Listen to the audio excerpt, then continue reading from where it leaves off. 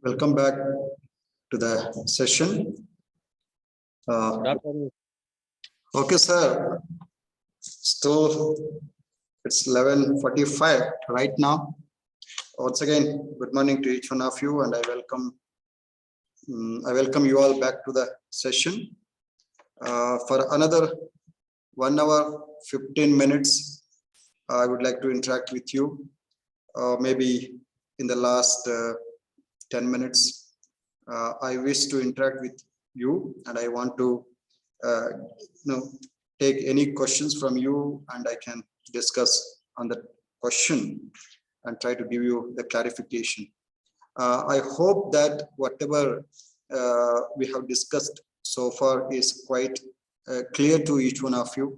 And in case if you have anything to ask, anything to clarify, please note down. And at the end, definitely we shall have an interaction. I try to speed up the remaining topics. Okay, wherever it is necessary, I can spend some time. And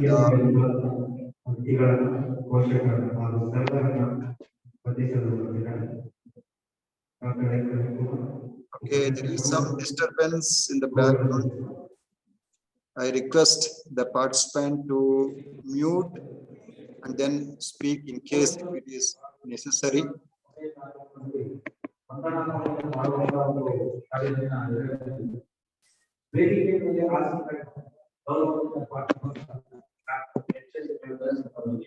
So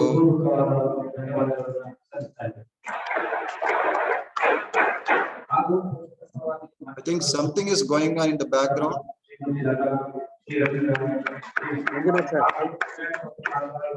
ಯಾರು ಗೊತ್ತಾಗ್ತಾ ಇಲ್ಲ.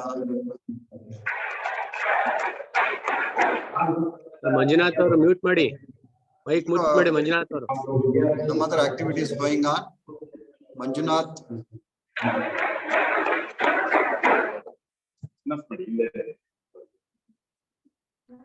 Manjunath MK sir. Manjunath. Mute ಮಾಡಿದ್ರಲ್ಲ. Okay. Okay, let's continue our discussion. So we were just discussing about building an e-learning culture, and in continuation to that, now let's try to get some information regarding e-learning approaches. Few of these things have already been discussed in the morning session itself, but however, for the sake of continuity, I just wanted to recollect those points. There are two general approaches to e-learning. One is called self-paced. It is completely independent. So we, being the teachers, most of the times we are in the institution engaging in the teaching activity, assessment activity, and other department level activities. We don't find time to attend other classes the way the students are attending, because we are professionals and we are the teachers. We have our own responsibilities in the institution and the department, and also we have other works to be done. But still, we need to learn something. And how can we do it? So that is self-paced. It is completely independent. So we being teachers, because we have already the masters, I don't think we need any assistance in the learning, because we have already acquired a sufficient knowledge and we have an ability to read, understand, analyze, and learn and adopt. Okay, so that is the level of skill we have already acquired in our teaching profession, right? So if at all we want to learn a new subject or a new concept and a topic, I don't think any one of us need exclusively a teacher, right? We can read the paper, means the research article, and we can watch a lecture or video lecture. We listen to a video lecture, or we can watch any such kind of material, or read the material and watch the videos, and we can understand, right? And we can learn. So learning happens in that way. So we call it as a self self-paced. It is completely independent. Okay, so let us take an instance that you are teaching a particular topic to your students. When you are teaching in the class, some students might have asked some questions to you. At that point of time, we are not in a position to answer their questions very precisely. If that is the case, then definitely we came to home and then we either refer textbooks or we can use the technology for that, and we can Google search or we can find some references in online, and we learn, we understand. Then next day when we go to the class, we definitely answer the questions raised by the students in the class. So that's how we have a self-learning ability. So it is completely independent. So those who are doing research, we are involved in this self-paced study, okay, or learning mode. It is completely independent. There is no instructor as such. So we need to find out the relevant content in the web source or in any other digital sources, and we access to it, we read and we learn, and that's how we acquire knowledge. So that is what is called a self-paced.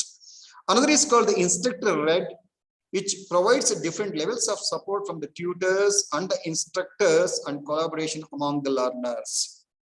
I already mentioned that, and this kind of training programs, it can be a orientation program or a refresher program or any other faculty development programs which you are attending in some other institutions, and where there is an instructor who is going to deliver a lecture on varieties of topics, and you being the audience or the participant, you are listening to those lectures and you are learning something out of it. So even this happens in online programs and distance learning programs where there is an instructor who teaches a particular course to the audience, and learners can pick up the things with the directions of the instructor, right? That's what is called an instructor-led. It provides the different levels of support from the tutors and instructors and collaboration among other learners, means the participants. So there will be a discussion among the participants. So once you have joined this orientation program, you have introduced yourself that, and among yourself, some people are working or carrying out the research on a particular subject which are quite similar. Say for example, all 2-3 commerce participants are carrying out a research on marketing strategies or financial accounting strategies, or some people who are teaching economics, you are involved in economic research where you want to study the impact of economics and many other things, right, in the business, etc. So you have a collaboration among yourself, and you can discuss among yourself, you can share your experiences, knowledge, and that's how the learning happens, right? So all these things are a form or approaches to e-learning. So we can broadly classify it into 2 general approaches. One is called a self-paced, another is the instructor-led. Okay, I think the diagrams what I have presented here will give you a clear picture about these 2 simple approaches to learning.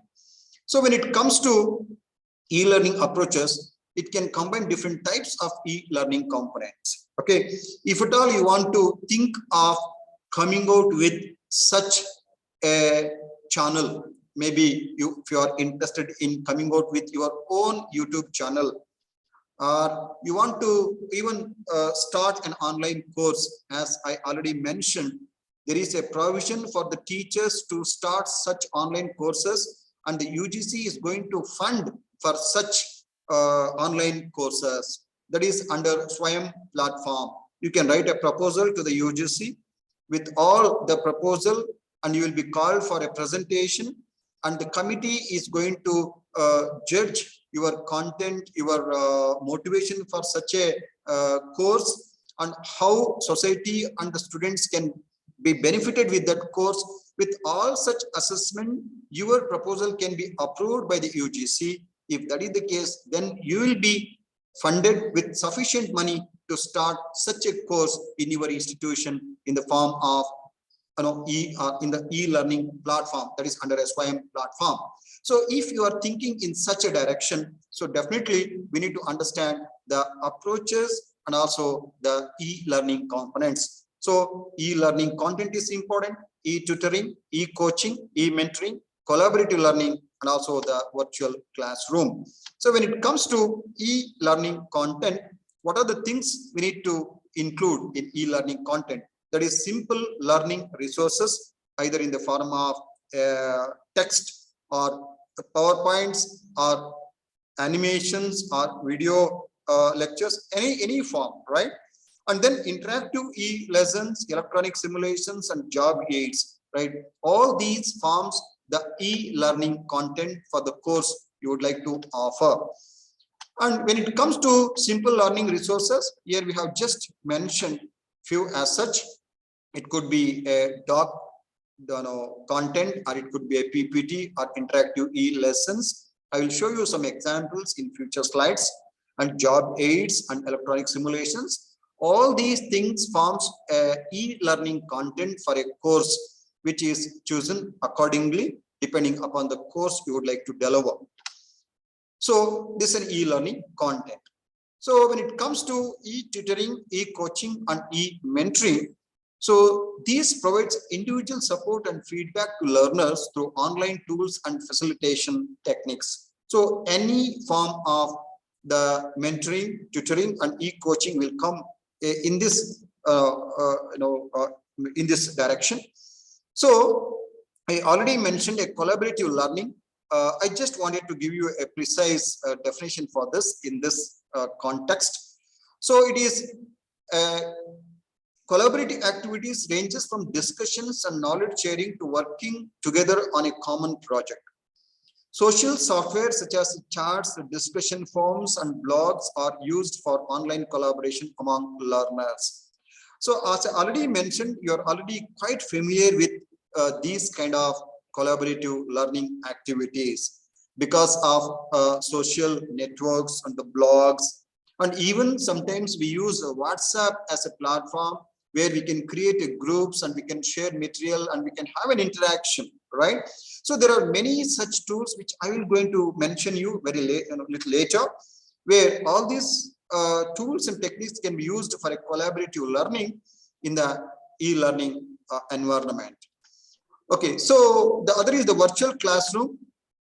It's an instructional method more similar to the traditional classroom training, as it is led completely by an instructor.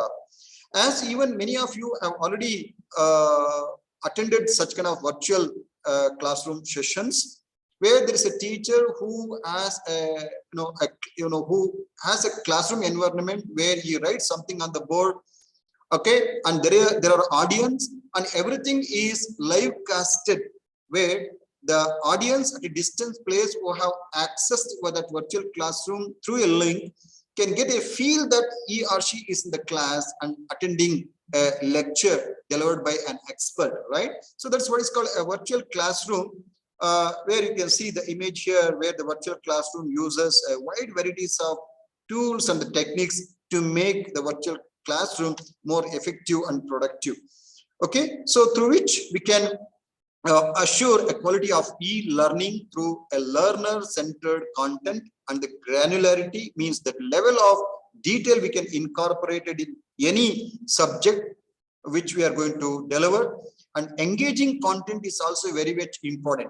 Okay, if we just go on delivering the things in terms of oral presentation, or if we are just putting a text on the board and we are just presenting it to the audience, sometimes audience may not be convinced or they may feel bored.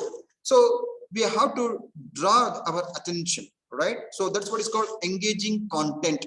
So whatever the content we are going to include should make the learners engaged, right? So maybe there are different ways to make the audience engaged with the virtual sessions, right? That's engaging content is also very much important, and the interactivity and personalization, right? So it is not that only the instructor is delivering a lecture, but even we can allow the participants to interact as and when required. So interactivity is also very much important to make the sessions quite live and alert, so that the participants will be engaged and they can even feel that they're part of such a system. Rather than we can keep them passive, we can always make them interactive, right? So this happens in e-learning platform. suppose if we are delivering online courses completely online, so in such sessions or in such environment, we must allow the participants to interact. So interactivity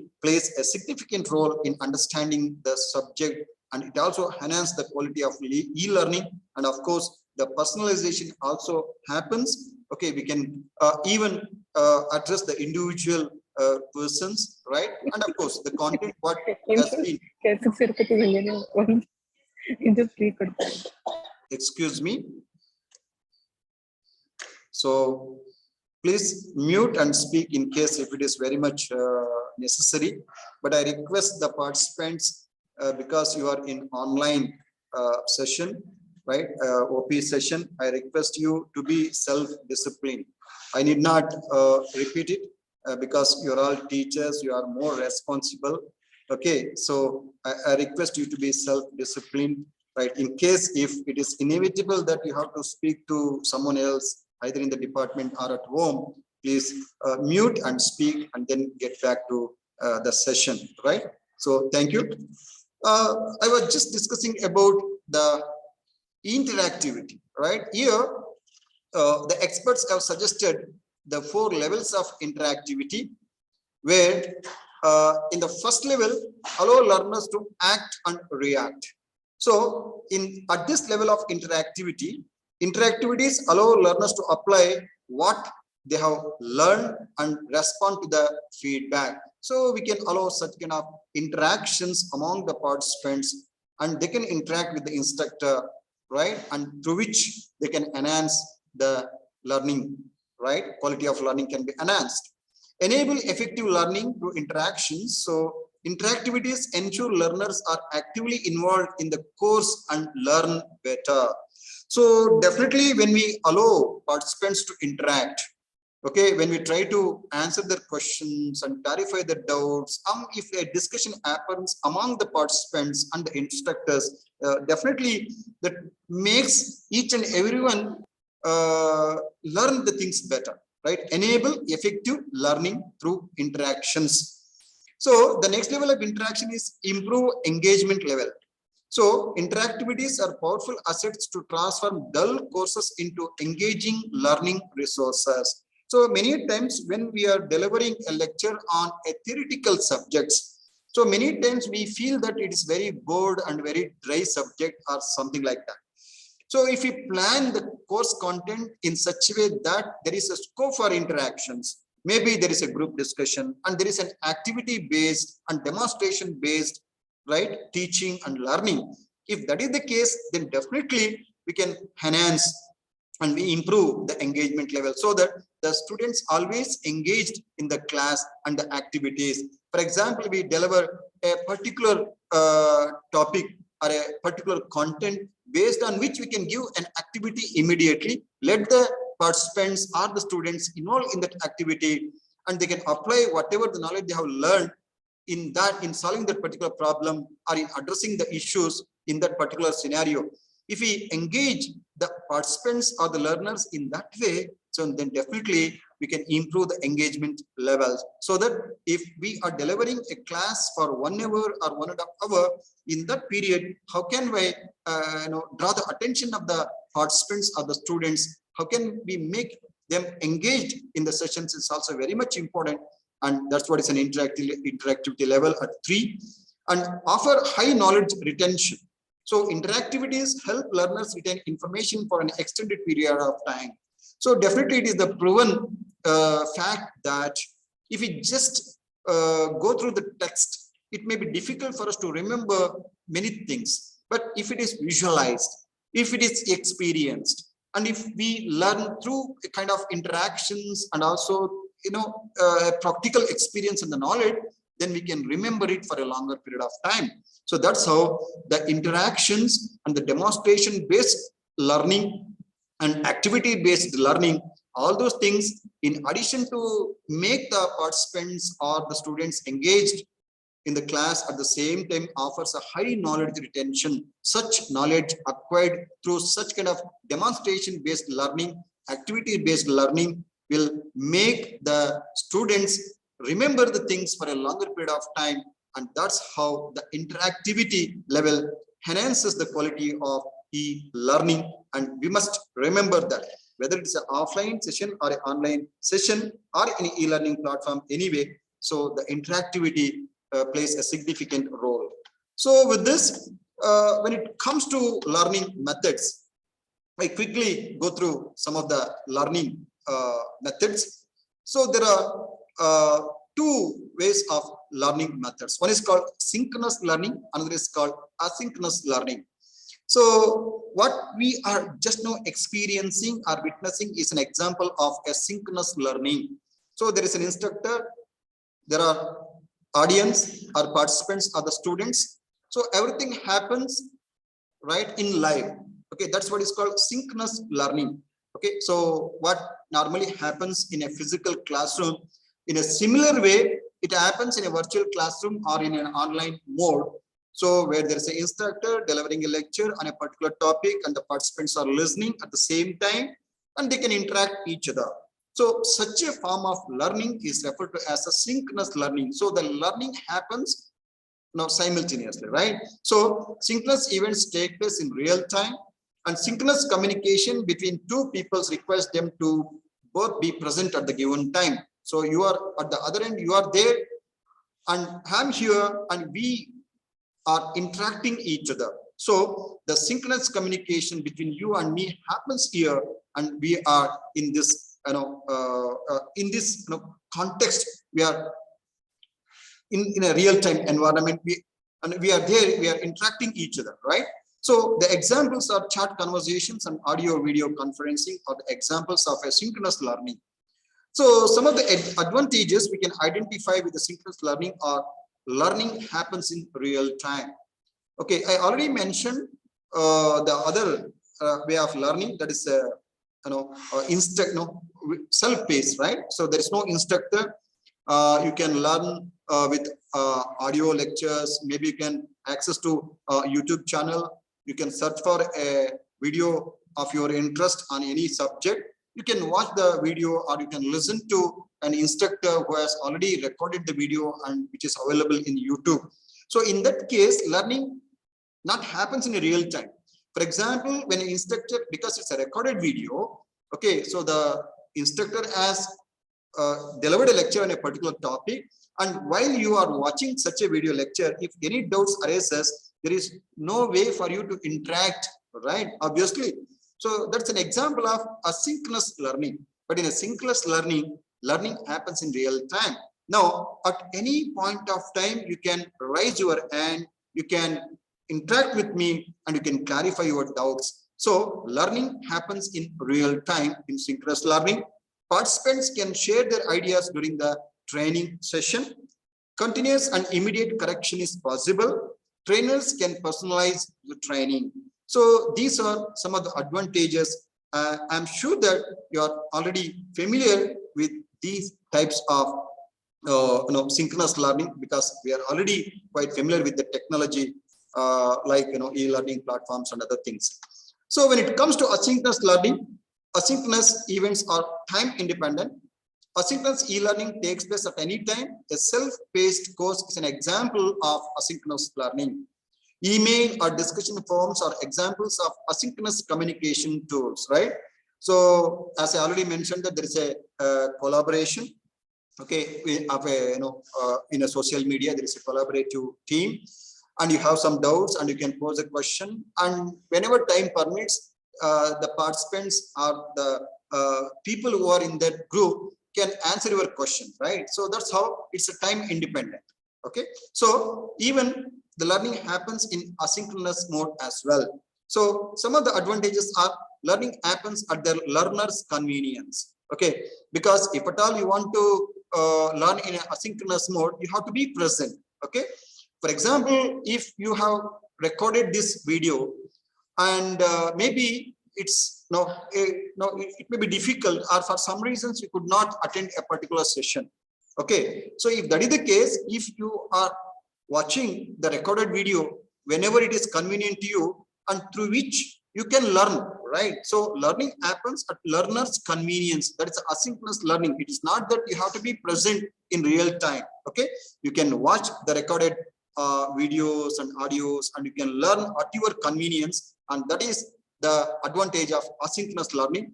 And learners gain in-depth subject knowledge having watched or listened to audio lectures, video lectures, or any other referencing materials.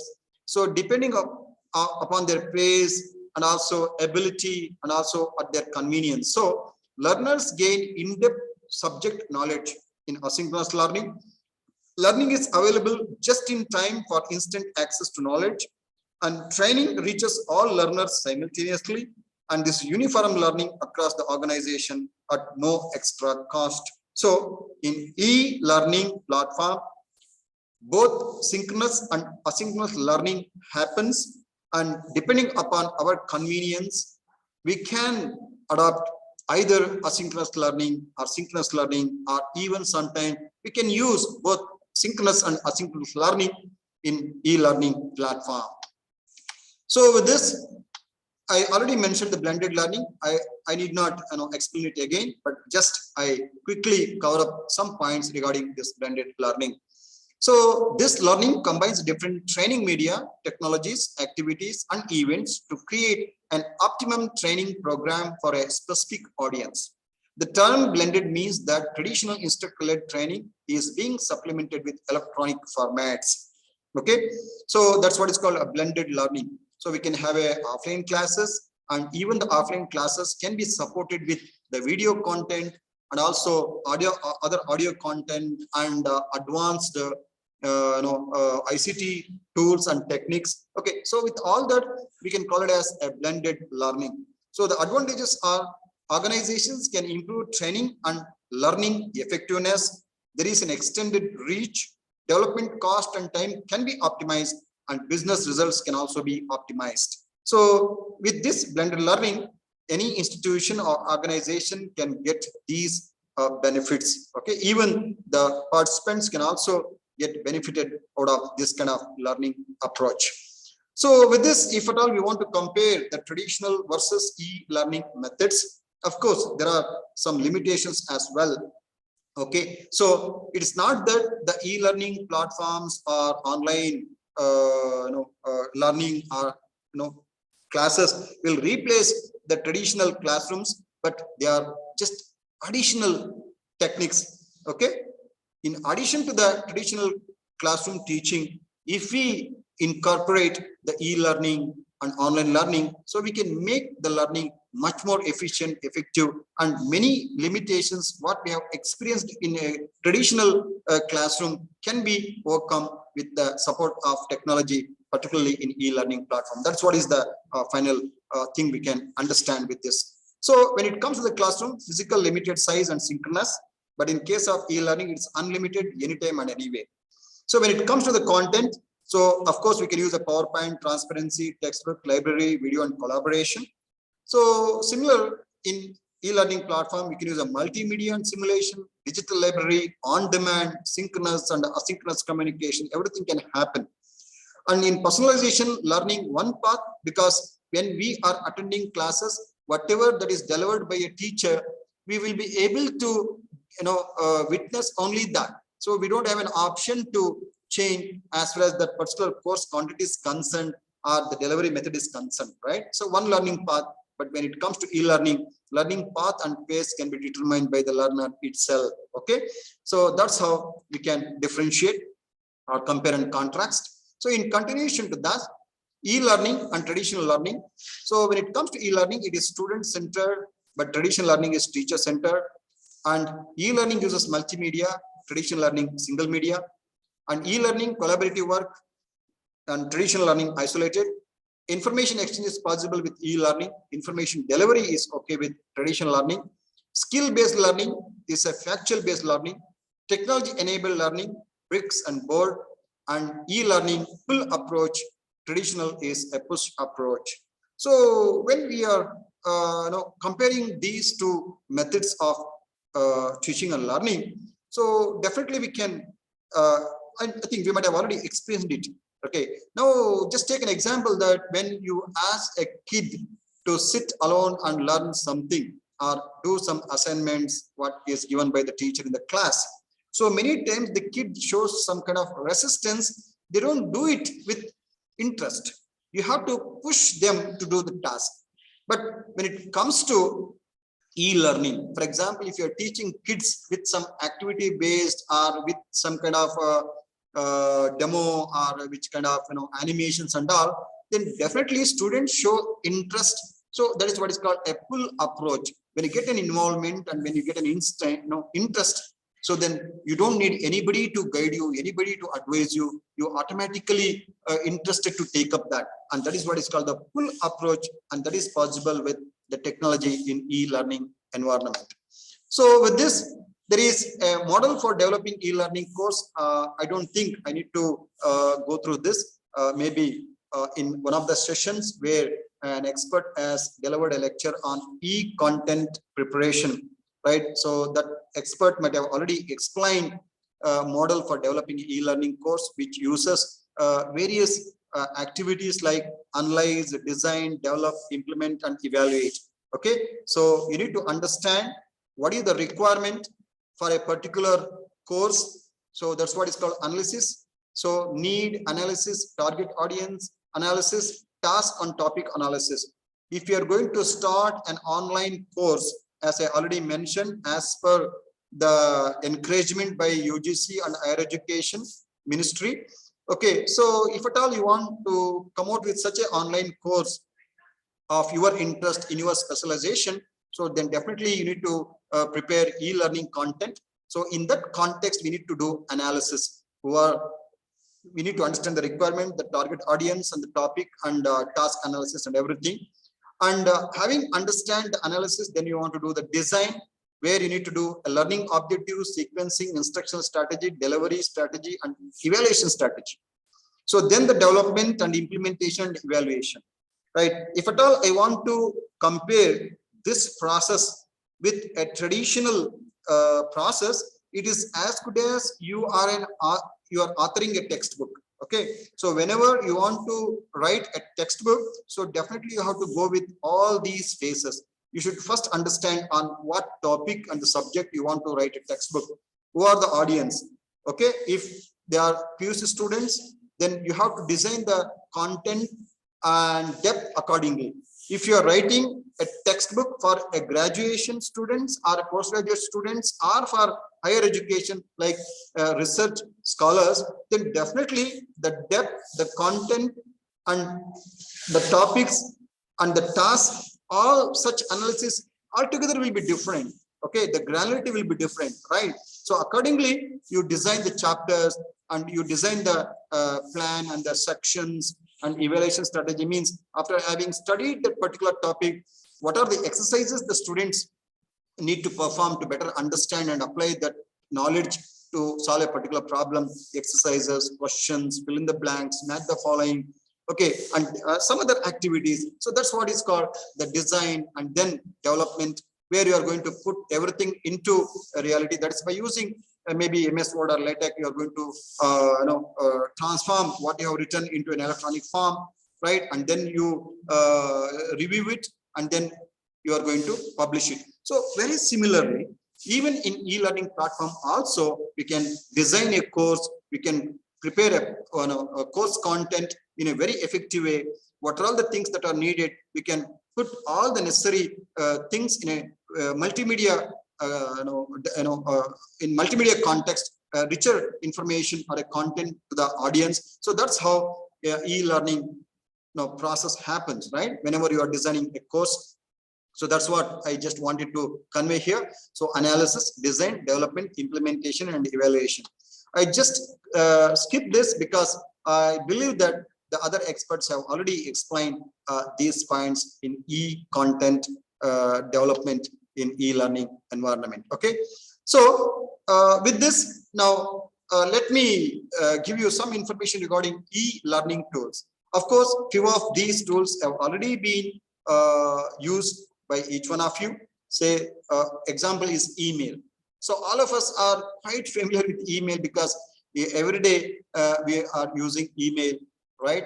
Because of smartphones, because earlier we used to access our emails only in the offices with our desktop or computers. But now it has become very simple that with internet connectivity, with our smartphones, every day we can check our emails, we can communicate through emails. So most of our professional and even the personal activities happens through a communication in terms of email, right? So that's how email is one such tools which all of us are quite familiar.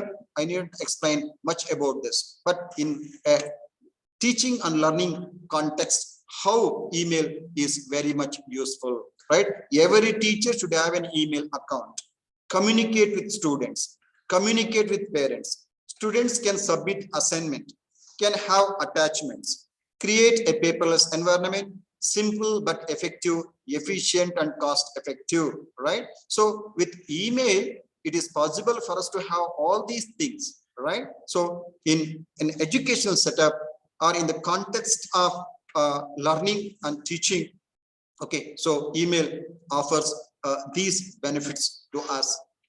And next is the chat, synchronous communication tool, communicate with students, communicate with parents, more students participation and collaborative learning. Okay, so now it has become very common in any schools and colleges that we are going to create a WhatsApp group. Okay, even in our departments also, we have created a WhatsApp group for each and every course. So the instructor will create a WhatsApp group for that particular course, and overall the students who have opted the particular course will be the members of that WhatsApp group, and all kinds of academic interactions happens through that WhatsApp group. So the chatting, okay, so even we can invite students in a particular timeline to participate in the chat, so they can share their questions and they can interact with the teacher. So everything happens in a chat mode, right? So this is a synchronous communication tool, and we can communicate with students, parents, and also students can participate, and it happens or supports a collaborative learning. So chat is another e-learning tool. The best example could be WhatsApp, and even many other tools are available for chat. Another is the online form, that is asynchronous discussion forum. Teachers can create discussion groups like LinkedIn, ResearchGate, and many other social media platforms can be considered as an online forum. And teacher could post a question and request students to comment. Students can post their comments as well, can encourage community participation, and collaborative learning can be fostered. Feedback from diverse culture can be accepted. Accordingly, we can learn. So that's how online form help us to learn, okay, and that's in e-learning environment. So another is called a web, wide range of materials available in web. Teacher will need to narrow down that. It is a resource center, sharing of resources, supported by images, audio, simulation, and multimedia, right? So you can create a blog, and you can put all the necessary materials in the blog on the subject which you are teaching, where your students are permitted to access to those resources, and that's how the web supports e-learning. Is one such tool. And of course, the other one is called the video conference. Can conduct a live lecture the way we are doing right now, communication with participants or students, communication with parents, support by audio, chat, and whiteboard, support sharing of applications, can be recorded and later be used for an on-demand lectures, and demo can also be given. So all these things are possible in video conference. It's like a virtual classroom. So having understand some of the tools, here are some top 10 e-learning companies in India. Okay, so some of you might have already heard about it, and even some of you might have even experienced it. I don't know. Maybe your students might have joined by JUICE online classes or any other classes as such, right? Vedant, and many are there right now. Okay, so they are very much specialized in NEET coaching and JEE, right? Advanced engineering courses, competitive exams, and many things as such. It's very personalized, on-demand training and teaching. So BYJU'S is one such company which we have already seen in advertisements. This is one of the top e-learning companies in India, which is headquartered in Bangalore and India. Byju's boasts to receive first investment in Asia from the Chan Jugenberg initiative. This educational technology and online tutoring firm has created a K-12 learning smartphone app that offers highly effective, adaptive, and engaging learning programs. And these programs not only serve school students, but also train students for various competitive exams such as IIT, JEE, CAT, GRE, IAS, and many more. And this is how the learning happens in e-learning environment. So Byju's is one such top 10 leading companies in India. Another is Dexler Education. You please go through. Any of this material will be made available in the HRDC center, and it will be shared with you as well. You please go through this. It's just one-time reading. There is nothing to analyze as such. You can just go through it, just get that information. That's all. So Dexter Education is one such e-learning company, and Educom Solutions is one such company. And apart from that, there's a IGNO, NIIT, Educot, Simply Learn, JIS Learning, Merit Nation, Excelsar. So all these are the top 10 e-learning companies in India, which offers teaching and other kind of training for wide varieties of students for a different request on demand. So with this, now let's look at some e-learning platforms. MOOCs, as you already heard about it, massive online open courses. So example, Coursera or Future Learn are examples of MOOCs where you can learn new subjects, or students can register for a courses and even get credits transferred to the regular PG and UG courses through MOOCs as per the norms of UGC and Higher Education Council or Ministry of Higher Education, right? So MOOCs and a Swayam platform offers many online open courses. So examples are Coursera and Future Learn. Virtual learning environment such as Learn and Blackboard are the e-learning platform. Video streaming services such as YouTube, you are quite familiar. Virtual instructor-led training, VILT, example WebEx or webinars, we are also quite familiar with this platform. Discussion boards like Facebook and WhatsApp, quite familiar. Forums like LinkedIn and ResearchGate, yes, many of us are very much familiar with this. And podcast, a recorded program of talk, music, and etc.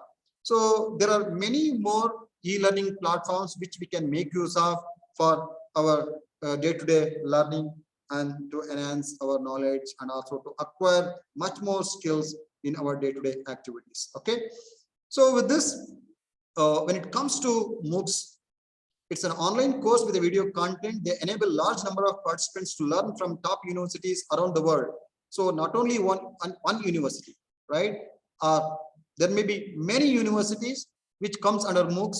You can learn any subject from top universities around the world. This is what in the beginning itself I mentioned, that there is no barrier, no social status. Okay, if you are interested in learning any course, you can register and you can learn such a course from top universities, and that too with stalwarts, right? So that's what the capability of e-learning platform. And MOOCs are modern online courses for many participants at the same time without access restrictions. That's what is called open, and in a course format with video lectures and integrated tests.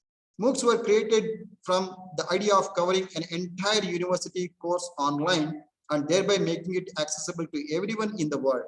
So many times we have a dream that we have to learn in Harvard University or Michigan University or many other high-profile universities, but because of many reasons or the constraints, okay, we are not able to afford, right?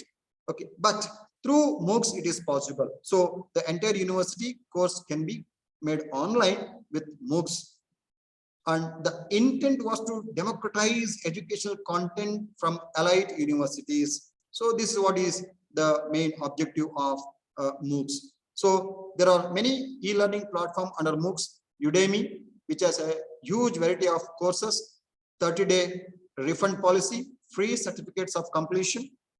Another is Udacity, and nano degree program suitable for enterprises, paid certificates of completion, and data camp, free certificates of completion, focused on data science skills, flexible learning timetable, and edX, that's university level courses suitable for enterprises, paid certificates of completions. So these are some of the e-learning platforms under MOOC. So many more are there: Coursera, Skillshare, LinkedIn Learning, Khan Academy. So many of you might have heard some of these names, right? So all are e-learning platforms under MOOC, which we can make use of it depending upon requirement. Okay, you just have to explore it and get more details about these platforms. And if you found it convenient and affordable, right, so then definitely we can register and we can suggest our students, our relatives, and our kids to make use of these e-learning platform to learn better, to acquire more knowledge and skills, because that's very much important in today's competitive world. Okay, so just only the classroom courses what we have delivered and the curriculum what we have defined may not be sufficient, because they need to learn many more. Okay, so they must stay updated with the current technology. So all these things now have become very much essential and inevitable for us to compete in the current information technology era. Sorry. So with this, here are some benefits of e-learning for teachers that improve their tutoring style.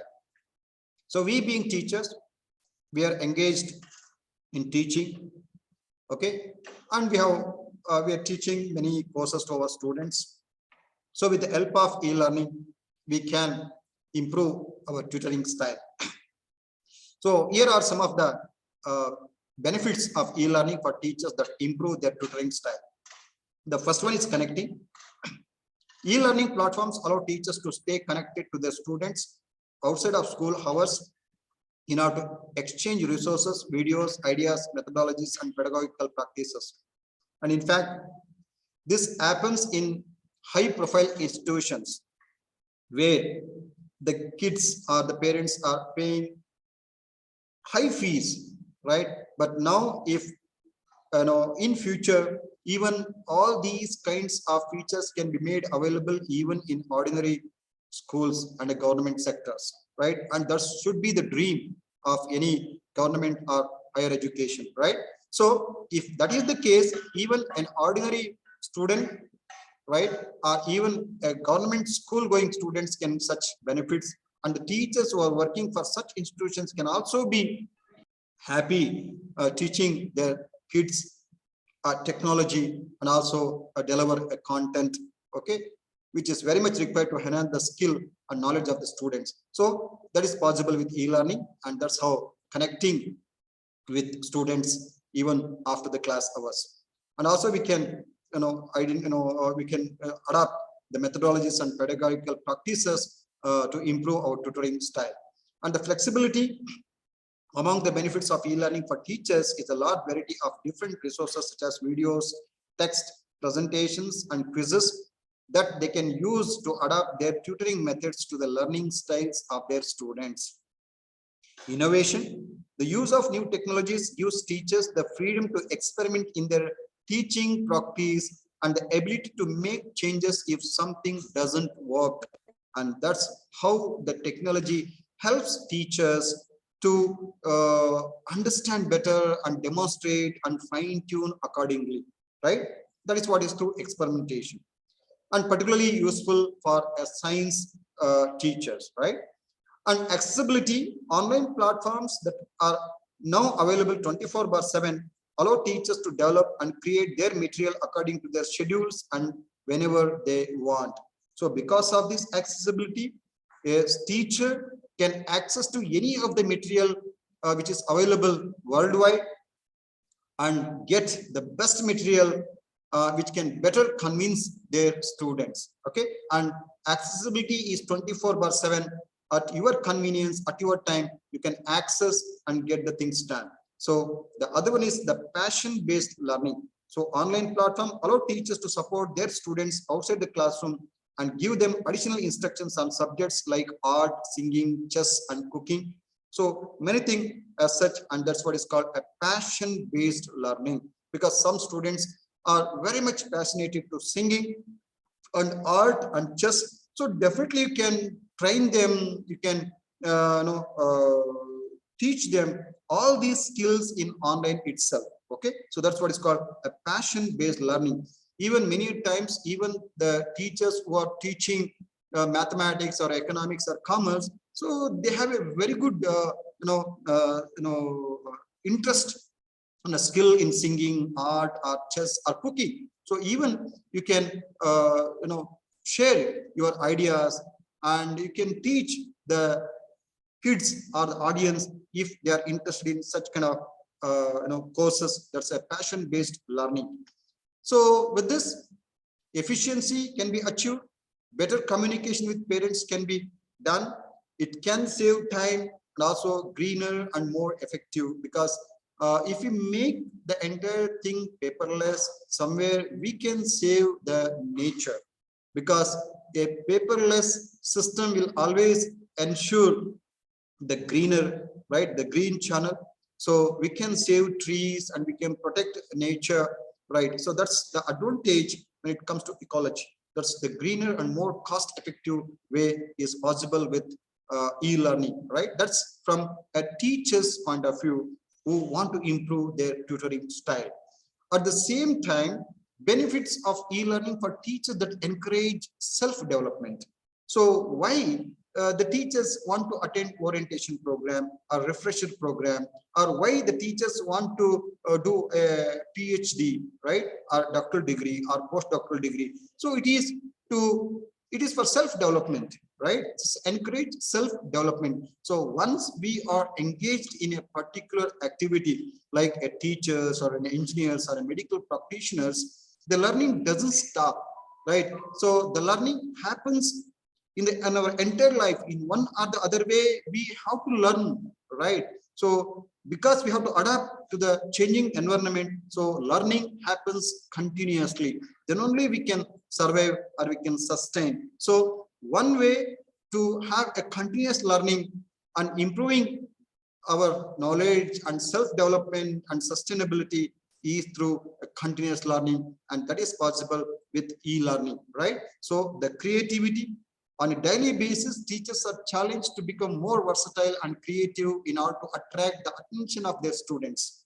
Using a variety of online resources for an online training provokes and develops the creative thinking process of educators.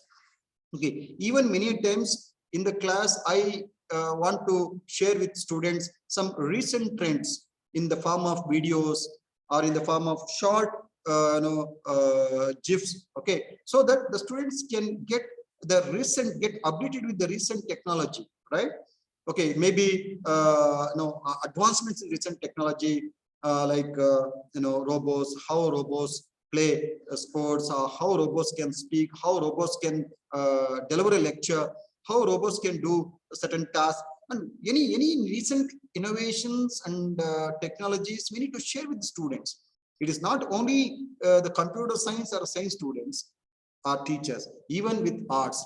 So, okay, a lot of current affairs are there, burning issues are there, right? So many things are there. So we can share those recent techniques and trends and concepts with the students, so that the students will be always curious and will be creative, right? So that's how we can always draw their attention in the class. So we can give better content and we can engage them in the class, right? So that's how we can, right? We can learn and we can encourage self-development, right?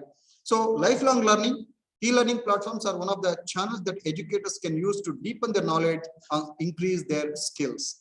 And building a community, online platforms allow educators to stay connected with colleagues from all over the world, as well as share their ideas and gain inspiration. So we can build a community of commerce, community of economics, community of literatures, the community of physics, mathematics, etc.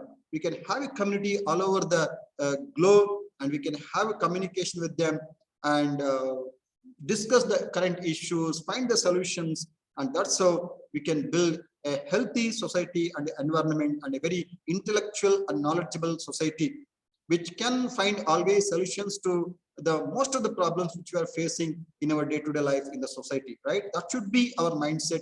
And for that reason, we have to make use of the technology, not for a destruction, right? So we should always make use of the technology in a constructive way.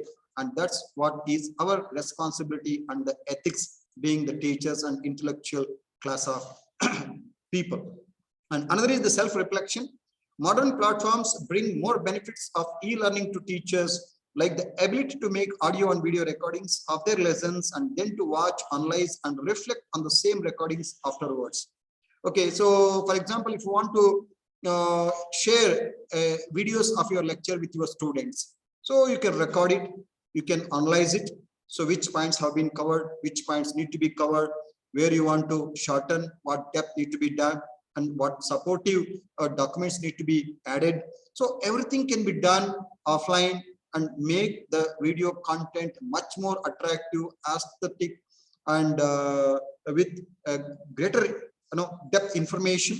So with all that, we can understand, right, how we can deliver a content to the audience. So self-reflection is also possible with e-learning platform and the tools.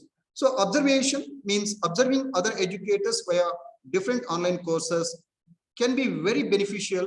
Teachers can improve different teaching styles, practices, etc. They can become more aware of what kind of teachers they are.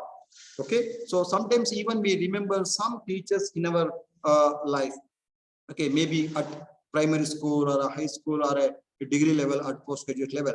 Why we remember only a few teachers? Because their knowledge, their way of communication, right, their concern, and the content what they have delivered, the advice, the suggestions. So maybe there are many such factors which have influenced us, motivated us, inspired us, and because of that we remember. So definitely even we also can rise to that level, right? Maybe we are ordinary teachers, but definitely there is a scope for us to have a self-development. But what is very much important is we should think in the direction, make use of the available technology, and we can improve ourselves. And that's how e-learning platform helps teachers, and that encourage self-development. So with this, now let's look at some other very interesting thing. That is the future of e-learning. That is VR and AR. That is virtual reality and augmented reality. And some of you might have heard, and some of you might not have heard about these technical terms. That is virtual reality and augmented reality. So in future, definitely the education system and the institution will be revolutionized with these technologies. Already these technologies have been used by high-profile institutions in India and also in abroad, where such institutions are attracting the students, right? And because they are making use of the virtual reality concepts and also augmented reality, where the students will be immersed in their learning. Okay, so there will not be any distraction in learning, and there is no question of diverting their mind during learning sessions. So that's how these technologies will always keep the audience and the students alert all the time, engaged in learning activities, and that is with the help of virtual reality and augmented reality, right? So I just wanted to tell you the fact that when we are watching a movie, maybe it's a 2.5 hours movie or 3.5 hours movie, we never feel bored if the movie is very interesting, right? Because very visualization, okay, we never draw our attention. We always focused on the movie. Even the students or even the kids are engaged in watching the movie. There will not be any distraction at all. Why? Because of that environment. So is it not possible for us to provide the similar environment even in the teaching and learning? Okay, it is possible, and that is with the support of technology like virtual reality and augmented reality. For example, I want to demonstrate the concept of titration in chemistry, or I want to demonstrate the solar system in physics, or I want to explain the integration, derivation, Pythagorean theorem, and many such concepts to the students in a mathematics. So if I just explain a formula, maybe the students not able to understand the meaning of that and get the overall idea about that. Okay, so if I explain the same concept with a kind of virtual reality and augmented reality, so then definitely the students can learn better. I can show a simulated version of a solar system and then explain how solar eclipse happens, lunar eclipse happens, right? And we can relate that with a time zone, right? So if I explain the subject physics like a gravitation and etc. with such kind of simulated real virtual reality environment, then definitely the learning ability of the students enhances, the attention of the students enhances, and the students will be engaged in the learning activity all the time. The same thing is true even in mathematics as well. Okay, instead of just explaining a formula and deriving a formula, if you show the applications of that formula, right? So for example, we know that there is a sine theta, cos theta, and polar coordinates concept and trigonometry. So we just write a formula: sine theta plus cos theta, sine square theta plus cos square theta is equal to 1, or etc. Right? So we need to explain them how these concepts can be used in reality, right? So if I show an example application in terms of a demonstration based simulation, then definitely kids will understand, appreciate the strength of mathematics. Okay, so that's how not only science, mathematics, even in arts as well. For example, you want to explain the history, right, or economics or commerce. So in all such subjects, there is a scope for us to identify the scenario, a particular example, use case, and we can simulate such an environment with virtual reality and augmented reality, and then we can teach the students with such technology. So definitely the teaching and learning will be wonderful, and sure we can deliver a content to the students to the maximum extent, right? That's what is called the efficiency and the effectiveness of teaching and learning. So that is what is called the future of e-learning. I think even in Mysore also, in many high-profile institutions, they have already used this VR and AR technology. There is a special smart classrooms where the students will sit in the classroom and they are into that, immersed in such an environment, then the learning happens, right? So virtual reality, in short, VR is the use of computer technology to recreate a 3D interactive environment that users can interact with. So virtual reality has a lot of potential to boost e-learning and create interactive learning modules by incorporating 3D graphics with real-world experiences. For example, one can create courses on how to work in dangerous or high-risk environments, explore with hazardous material, particularly in conducting experiments in chemistry laboratory and also in the physics laboratories, or perform other complex activity without actually being exposed to such an environment, because we are working in a simulated environment, particularly in medical science and in many engineering discipline, because maybe fire and safety kind of stuff. So we can simulate and we can train the students in such virtual reality, augmented reality environment, where we can provide a better experience to the students with without risk. Okay, that's how in such dangerous and high risk environment we can think of using the virtual reality and augmented reality concepts. So the medical and healthcare training industry can use VR technology very effectively to train in process and procedures.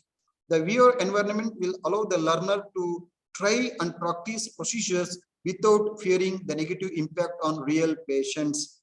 For example, whenever when we are giving anesthesia to the patients, I mean, when doctors want to give anesthesia to the patients, and whenever they want to do some critical operations on patients, so how can a doctoral student, right? I mean, the student who is practicing medicine or a surgery can understand all those things. So it is possible through virtual reality and augmented reality. In earlier days, it was done on real patients, but it was a risky and really very challenging. But today, because of this virtual reality and augmented reality, all such hazardous and high-risk environments can be made simple, and without worrying about any negative impact, we can experiment, we can learn better, right, without any risk, right, and also with with full confidence, right? That's what is the support of VR and AR techniques in e-learning. So here is the in the context of VR and AR, it's a 3D world: attention, understanding, retention, behavior, and motivation. So all these things are the parameters which are involved in a classroom scenario. So if you use a 3D in classroom, all these things can be enhanced, and that is what is the report which has been already studied and reported in the literature. I just wanted to share few such points before you right now, and this is the information which I have just accessed in one of the research article, right? So how virtual reality and augmented reality helps in education in e-learning platform. So here he says attention. 100% of teachers felt that pupils paid more attention in 3D lessons. That is true. 92% of people were regularly attentive during 3D lessons compared to only 46 in standard lessons. Without 3D, less than half of the classroom are actually paying regular attention. Pupils with attention disorders showed positive change in attention levels and communication during the 3D part of the lesson. So when it comes to attention, this is what is the result observed in the study by the experts. When it comes to retention, the pupils taught in 3D could remember more than 2D class after 4 weeks of having studied the material. And you can understand the difference between traditional classroom environment and 2D and also 3D classroom environment. Learning in 3D doubled the rate of improvement from pre to post testing by 17% compared to 8% in 2D learning. 3D taught pupils were more likely to recall detailed sequences of processes and were able to order concepts better. So this is in terms of retention. So it is not that we have learned, okay, and we are going, maybe sometimes we forget immediately, but retention is very much important because we need to apply whatever we have learned in solving a real-time problem. So retention of the concept and ideas, recollecting it, and using that idea and the skill and the concept in solving a problem is most essential, and that's what is called the retention, and that can be enhanced with the support of the 3D classroom, and that is possible with virtual reality and augmented reality techniques. Another is the understanding. Pupils taught in 3D are more inclined to ask more complex questions. That shows that the level of understanding which the students have got in your sessions. 100% of teachers with the 3D animations made the students understand things better. Teachers found that students discovered new things through 3D and had enhanced the skills in describing their learning. So all these are the observations when it comes to understanding. The other one is the behavior. 70% of teachers noted that pupils' behavior had improved when using the 3D. The use of 3D led to positive changes in communication patterns and improved classroom interactions. So many times we have observed that in a class of 60 or 80 students, when a teacher started writing something on the board, at the back benches, the students started murmuring among themselves, right? So that indicates that it's very difficult for us to engage them in learning or in a session. Of course, it's not possible in a traditional way of delivering things. So that's what is the observations. So even the behavior of the students have been changed and improved in such 3D classroom environments. And then the motivation, higher levels of pupil satisfaction with 3D learning, and pupils noted happier teachers when teaching using 3D. That is the difference between a traditional and e-learning with virtual reality and augmented reality, right? So these are some of the statistics which I have got from some web sources. And I don't know whether this GIF is visible to you. Can you see the image? GIF image? Yes, sir. Yes, sir. Yes, sir. Yeah. Please note down. I have some example GIF images. This is how the internal mechanism of a lock works. So many times we have experienced how to use the lock, how to lock and how to unlock, but we have never understood the internal mechanism of a lock. But if at all you want to teach a kid how lock works, then I think through such simulations, we can better explain how lock works. Okay, so definitely a kid may put a question: how can there is a key with a particular lock and I cannot open that lock with some other key? So if at all we want to answer such a question, then definitely we should understand the internal mechanism of how a lock works. Okay, if I show an example with such a visualization and a simulation, then definitely the kid can better understand, and even we being a teacher can better present the concept and ideas to the kids. So this one example I just wanted to share with you. So this is how the internal mechanism of a lock works. There's another example. A cheetah uses its tail to counter terrorism and keep balance as it chases its prey. Now you can see how the cheetah balances its tail whenever it is moving fast. Okay, so that's what is the thing which we need to observe whenever we are teaching kids. Maybe we have to explain those concepts. It involves a kind of physics and mathematics and many such kind of concepts, right?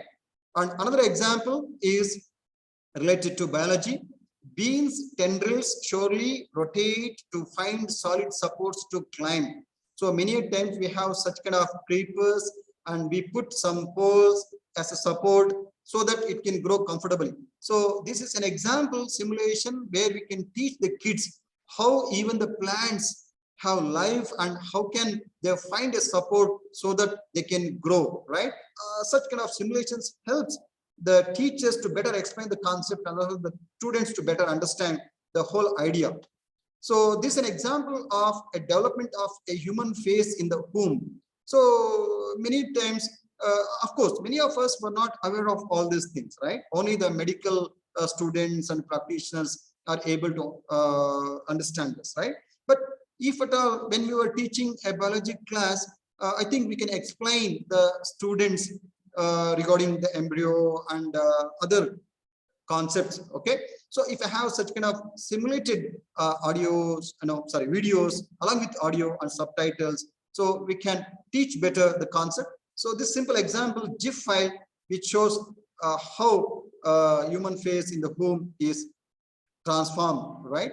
From maybe from 2 weeks to 3 weeks and 4 weeks and etc., something like that.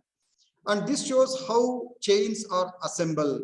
Okay, so this gives some idea to the kids and they can understand how the chains are assembled.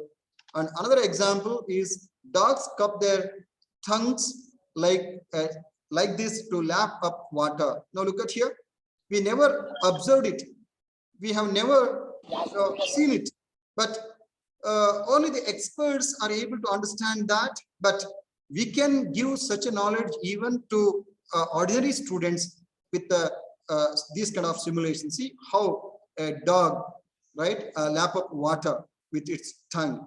Okay, so many such examples, audios and GIF files and videos are available in the web sources, and we can make use of all those materials in our lecturing, and we can make students understand and learn better.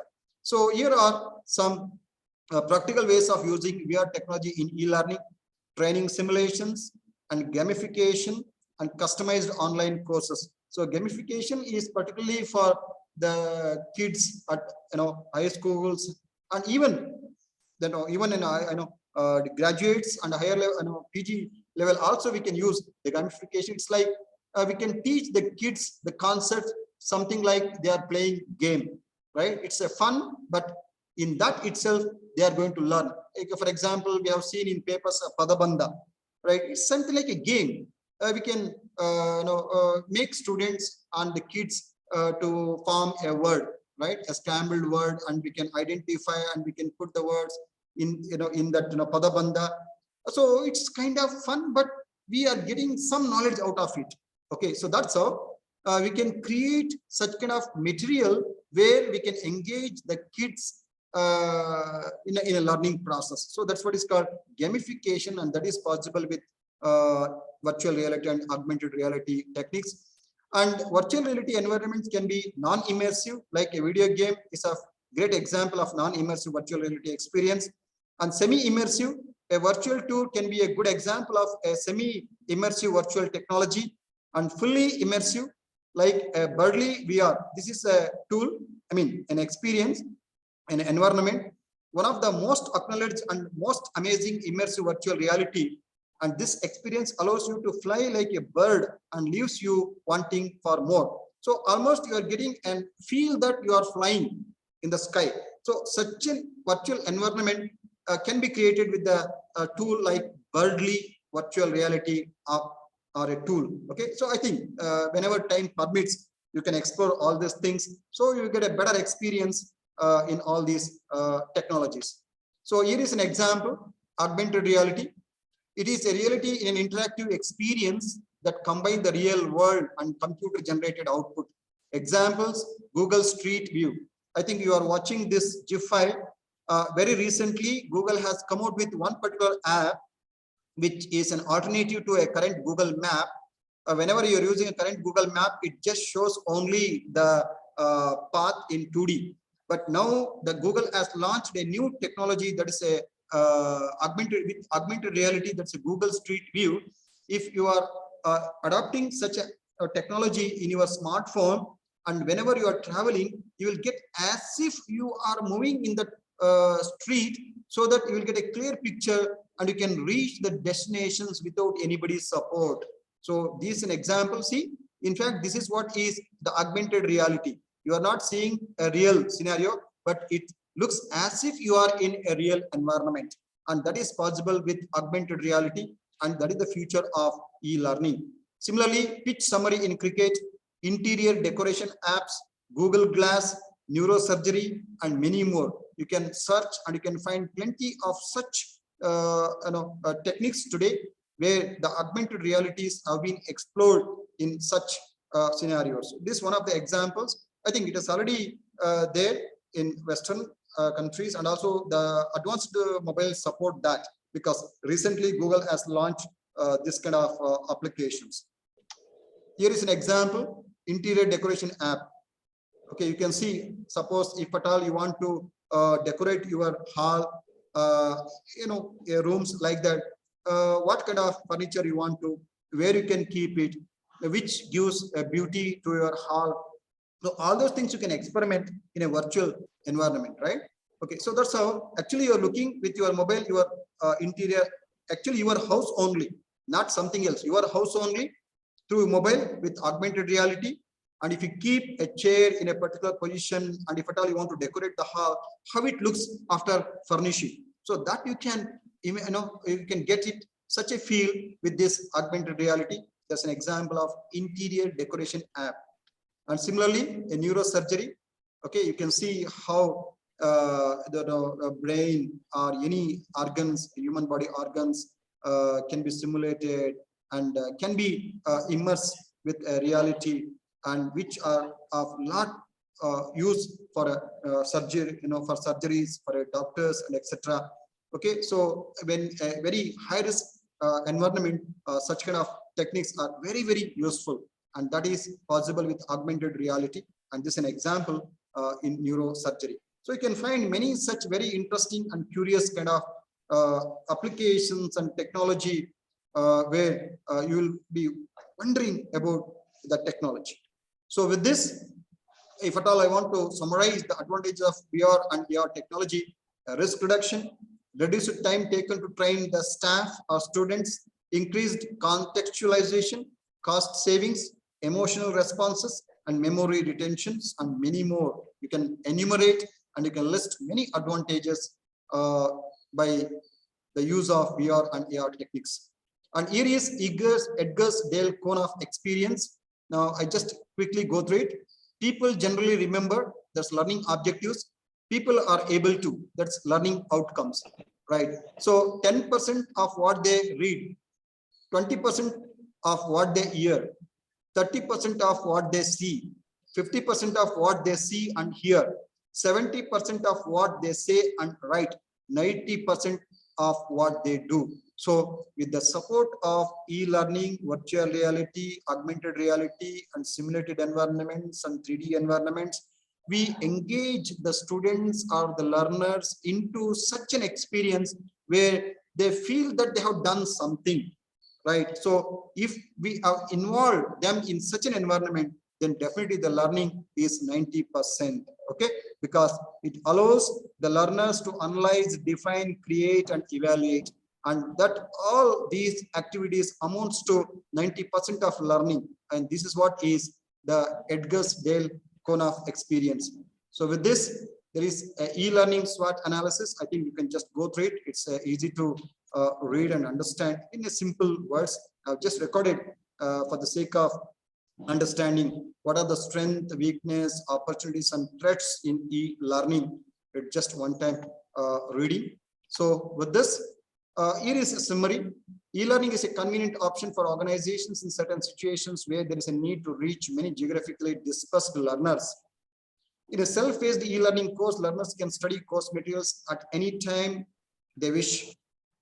Facilitated and instructor-led e-learning courses use communication tools which allow learners to communicate with facilitators and other participants.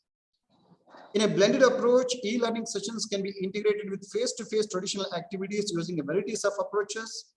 And there is a series of activities are required to develop e-learning. And it is called ADDIE process, means analysis, design, development, implementation, and evaluate. So technology is needed both to create e-learning material and make it accessible to learners. So with this, here is the conclusion. ICT and e-learning offers opportunity to raise educational standards in schools and colleges. Large range of ICT tools are available for teaching and learning.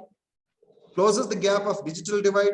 Involvement of teachers and parents is very much important, and schools and colleges will need funding, access, and training.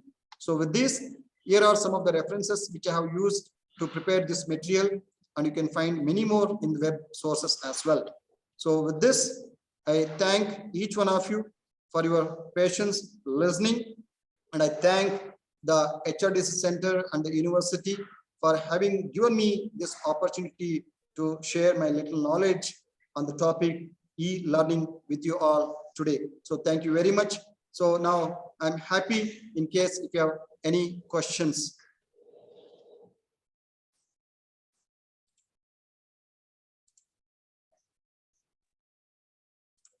Good afternoon, sir. So this is the question is, Yes, madam.